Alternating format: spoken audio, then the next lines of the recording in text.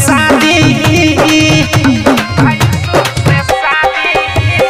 आजकल के लड़की करे भैंसुर से शादी बोला कैसन जमाना नहीं आइलै हो राम बोला कैसन जमाना नहीं आइलै हो राम बोला कैसन जमाना नहीं आइलै हो राम आइलै हो राम।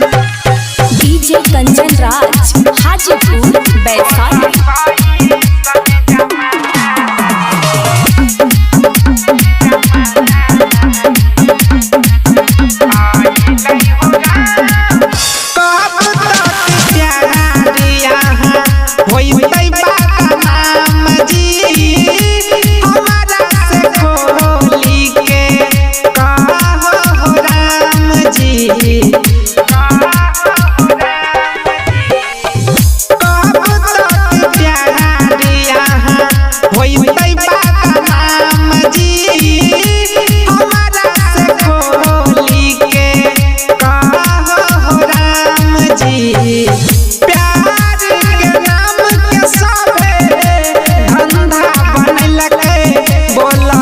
कैसन जमाना नहीं आइलै हो राम बोला कैसन जमाना नहीं आइलै हो राम बोला कैसन जमाना नहीं आइलै हो राम आइलै हो राम।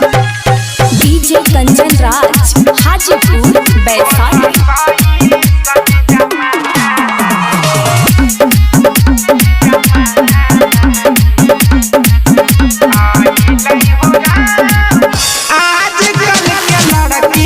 सबके दाहो ज्ञान जी प्यार में लड़का सबके चल जाय छै जान जी चल जाय छै जान जी।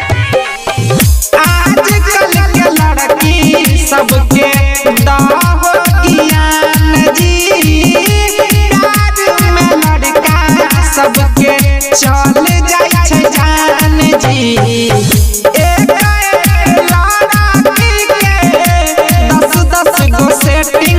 बोला कैसन जमाना नहीं आइलै हो राम बोला कैसन जमाना नहीं आइलै हो राम बोला कैसन जमाना नहीं। आजकल के लड़की करे भैंसुर से शादी बोला कैसन जमाना नहीं आइलै हो राम बोला